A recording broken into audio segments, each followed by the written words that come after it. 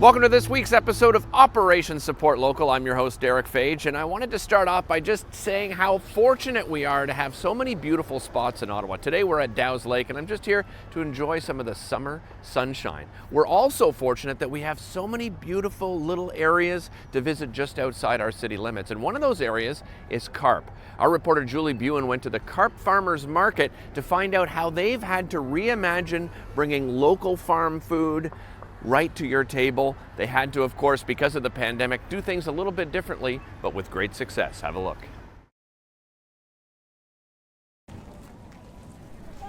The Carp Farmers Market has been around since 1990 and has grown from almost 1,000 people on that first day to more than 4,000 on an average Saturday. Then the pandemic hit and it closed until June 20th, almost 30 years to the day that it launched. How's it adapted? Let's find out. Well, before the pandemic, the farmers market was a place where people would gather with their friends, have breakfast, lunch, and do their shopping, their local shopping from local growers. It was vibrant. It was the hustle and bustle of Carp, I think, on Saturday mornings, and now with the pandemic, with restrictions imposed upon us from Ottawa Public Health and Farmers Markets Ontario, it's been a lot different. We've had to implement many COVID restrictions, and with allowing a certain amount of people through at all times, and just dealing with social distancing as much as possible. The priority right off the bat was safety for the public and us. That was the biggest thing, and trying to work with public health and with Farmers Market Ontario and the Ag Society here. Just a lot of different people to try to deal with, to come up with a scenario that was going to work for everybody. And everybody's got their concerns. I mean, unfortunately, the fair had to be canceled this year, and it's a huge part of this community. And so we were really lucky to work with them, and they were very helpful in providing us with the site and listening and communicating with us on how we could make it work. And we started off pretty stringent. The first Saturday everything was under lock and key. We were so worried of having too many people. And since then, it's just been a steady increase where we've kind of leveled off now, and it's good. And I think they've been happy with us, and we're happy to still have something on this beautiful facility running. And then hopefully that will lead into, hopefully them having some events here too later, seeing how we're running, that maybe that can help them to maybe get some income, because they're hurting too. One of the biggest changes has been in the number of vendors we have ourselves too, because a lot of things we're not selling, food ready to eat on the spot, and we're not able to do sampling or drinks and things like that. So that's really changed. So we're likely down somewhere in the neighborhood of 40%, of our vendors, but we're starting to come up a little bit in numbers as the season, as we get into a lot of fresh produce and things. As far as people coming in, we're likely down somewhere in the neighborhood of maybe a quarter to a third. We're quite happy with the turnout considering how things have gone.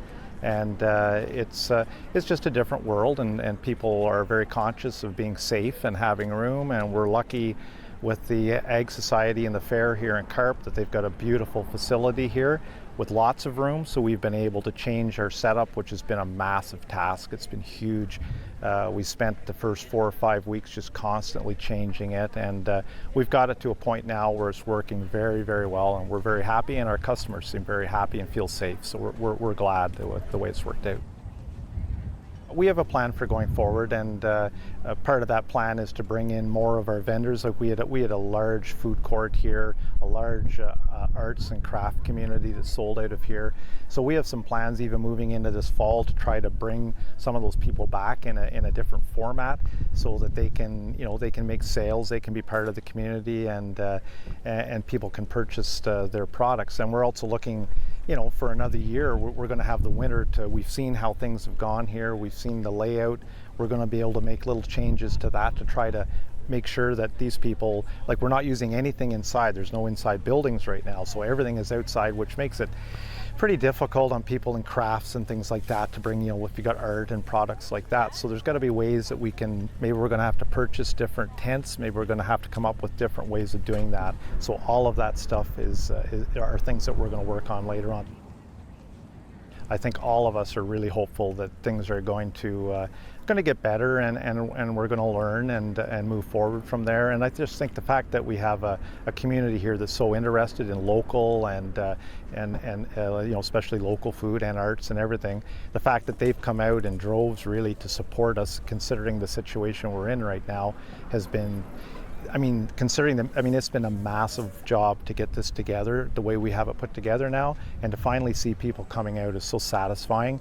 And we're very optimistic that we can make this work. And even if we are, unfortunately, if we're stuck in this for another 2 or more years, we'll make it work. And we're going to have an outlet for producers, for artists, for people with food to come and get it still. So it's going to be good. Yeah, we're looking forward to it. So yeah.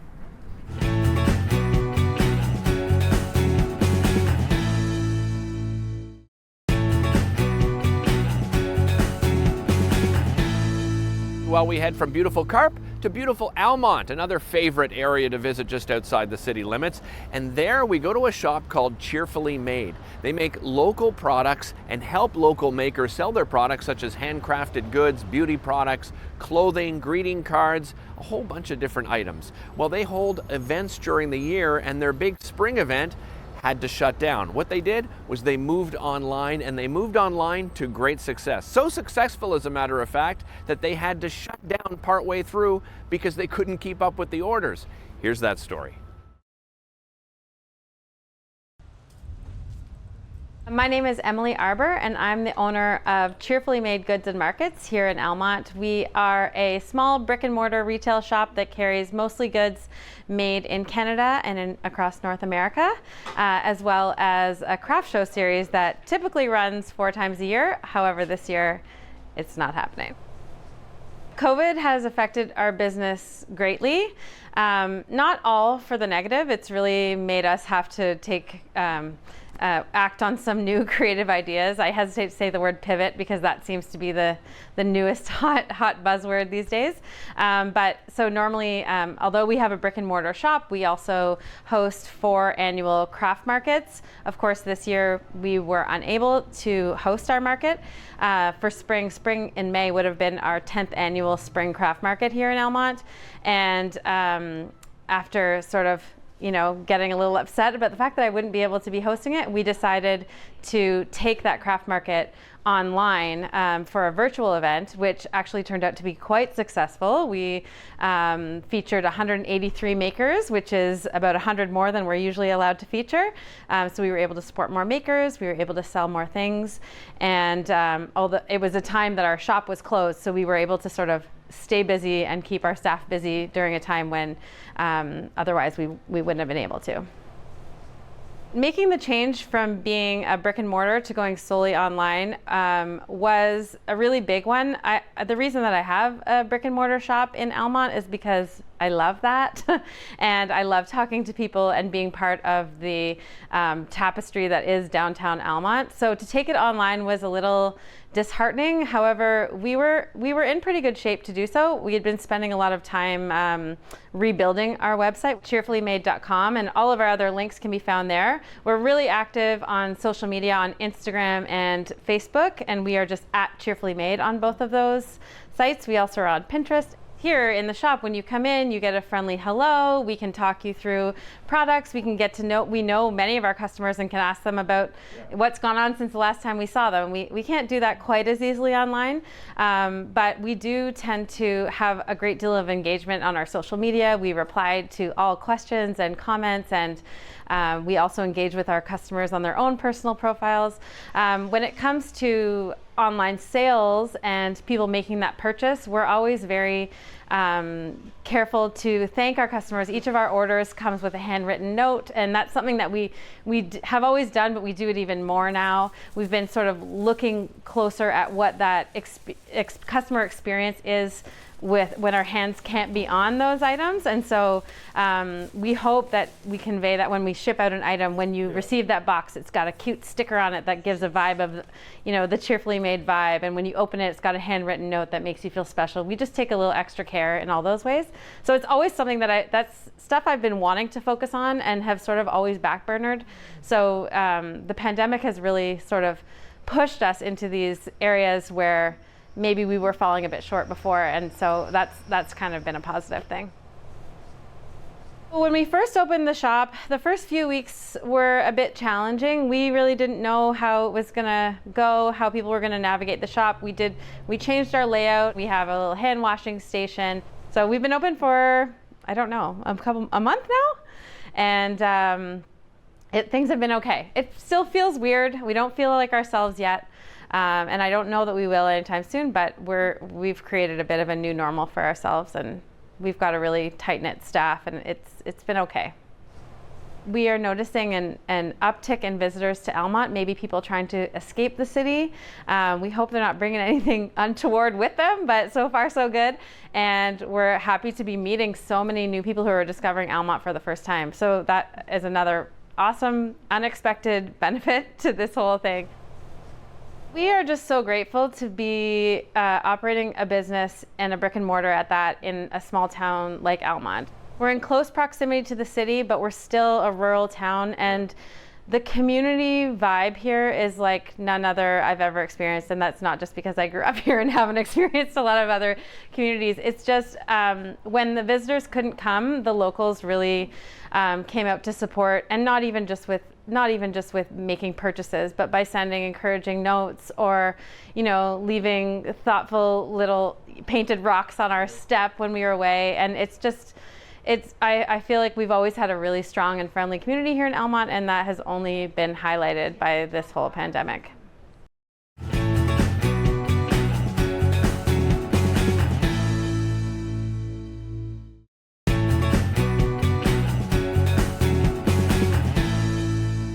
As you know, buying local makes a huge difference, and celebrating and supporting our local artisans and local brands is a way to show our support for our community. Well, Tara20 is one of these businesses that deals with healthy and sustainable products. But as reporter Lila Grime found out, well, they had to change the way they do business to meet their customers' needs.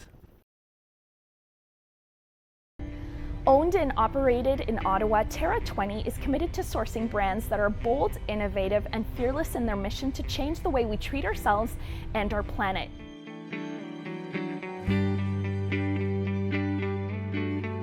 Let's just start, Bill, with how are you doing? How are you coping with the pandemic?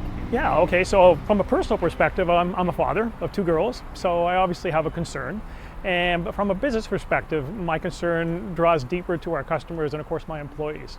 We chose to close the store on March 20th. It wasn't mandated. We were considered to be an essential service, but we did so out of fear of just how the virus was spreading.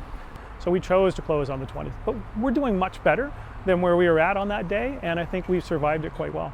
Once COVID was declared a pandemic, tell us some of the steps that Tara20 did in order to mitigate the risks with regards to its employees, suppliers, and customers. Yeah, sure. We went through a massive change in a matter of 24 hours. So not only did we close the store, but we were moving to an online model that represented about 8% of our business that now was about to represent 100% of our business. So all the associated logistics to that, doing that type of shift was massive. So not only did we close the store, modify the inside of the store to accommodate the pick, pack, and delivery of those products, but we even launched a same-day delivery service, recognizing that our customers want their products when they want them. As long as the order was in by 10 a.m., you received it before 5 p.m. that night. And so just think about that for a second, the massive changes that had to take place in an organization that was just a retail site, all of a sudden had to put in a whole bunch of changes to make that, that dream come to be.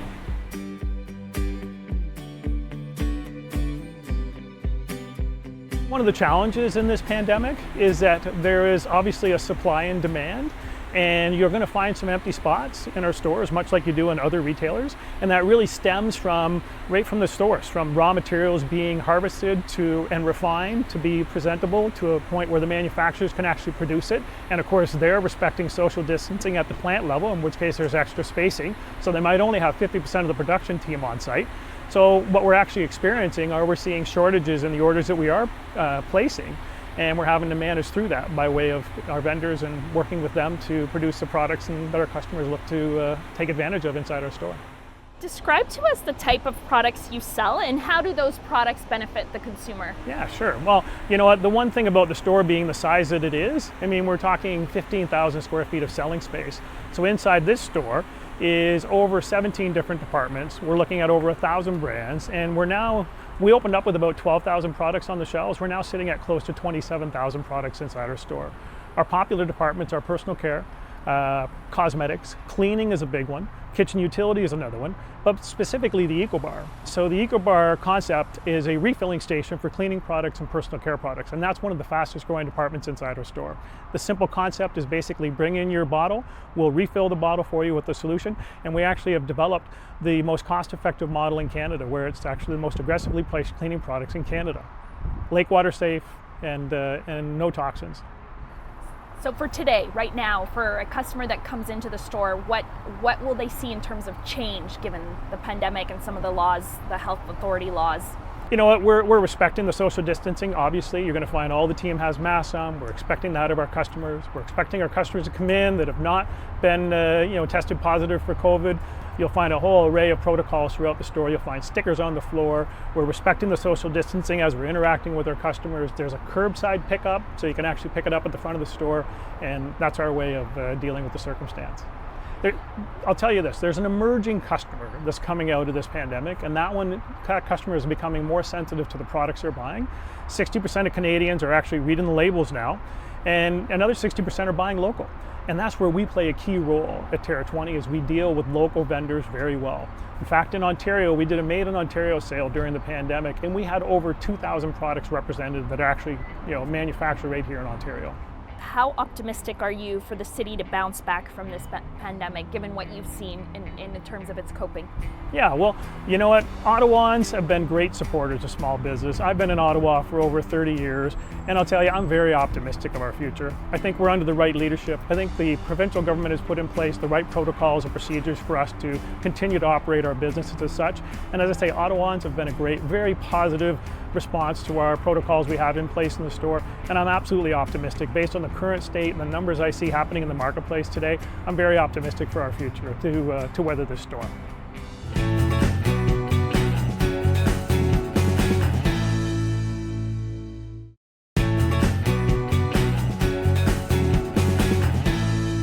Having a child with a severe food allergy has led to the creation of a business called No Nut Butter. Kind of speaks for itself. However, Allison and Justin decided in order to keep their child safe, they would take matters into their own hands. They have discovered a way of creating the most delicious products without nuts. And where do they sell those products? Well, of course, at various events and farmers markets, but during a pandemic, that has all shut down. Well, they shifted gears and decided to go completely online, and to great success. No Nut Butter is a business where we make allergy-friendly spreads, so alternatives to peanut butter, Nutella, or those kind of things that kids and adults like to have on toast or on a banana or on an apple, and aren't really available to people with severe food allergies or allergies to the top allergens. When you're an allergy parent, you read every label because you need to know the details of every ingredient that's in the products that you're going to feed your kid. So we found that a lot of the products that we were looking at had may contain warnings, which we can't have, and had just so many ingredients in them that you don't know if there's a weird unknown ingredient that is kind of disguised under a different name. So we started No Nut Butter so that we would have the opportunity to have products that were safe and free from the top allergens and had really simple ingredients in them so that you would know exactly what you were feeding your kids. We make 4 different products at No Nut Butter. So we make a pumpkin seed butter, which is our alternative to peanut butter. So it only has pumpkin seeds, roasted pumpkin seeds, and some kind of oil in it. So We usually use corn oil or olive oil. And then we make what we call Choco Pumpkin, and it is our alternative to a chocolate hazelnut spread. So it is our pumpkin seed butter with our chocolate spread, so very much chocolate hazelnut spread. We make a coconut caramel, so it is coconut milk and sugar, and it is our kind of vegan option for caramel, because typically caramel has lots of butter and dairy in it. And then we make an apple butter, which is apples and cinnamon and sugar, and that's it. We do also make a sugar-free pumpkin seed butter option because we have some diabetics and just some people who don't want sugar in their lives, and so we do offer that, but you'd have to custom order it. There are very strict rules around producing products, particularly nut-free products. You aren't allowed to cook in your own kitchen, which makes a lot of sense. If you have a dog, you don't want to cook in your own kitchen. But from a nut standpoint, it's just making sure that you have everything really clean and organized. So we cook all of our products in a commercial kitchen so that we can keep all of those health and safety procedures really tight and together. The impact of COVID-19 on our business in the early days was primarily events being canceled. So we opened business in November. This was going to be our first summer of going to farmers markets and events, and those were all canceled, and understandably so. As the pandemic kind of progressed, it caused problems with just finding time because we don't have daycare. We don't have all of the access to the resources like, grandparents to watch your kids while you go and cook your food. We were very lucky that both my husband and I work in web and marketing related jobs. My personal business started a company called Shop Local Ontario during the pandemic, so we were pretty well equipped to go forward into the pandemic in a world of e-commerce and transacting online. We have a website, nonutbutter.com. The way delivery works, we have a COVID-19 form, so you can just send us your order. We'll email you back with whether you'd rather do e-transfer or leave cash at the door, so we can do totally touchless delivery. That delivery is kind of limited to the west end of Ottawa just because of our capabilities. You can find us online at nonutbutter.com, or you can find us on Facebook, No Nut Butter, or on Instagram at No Nut Butter.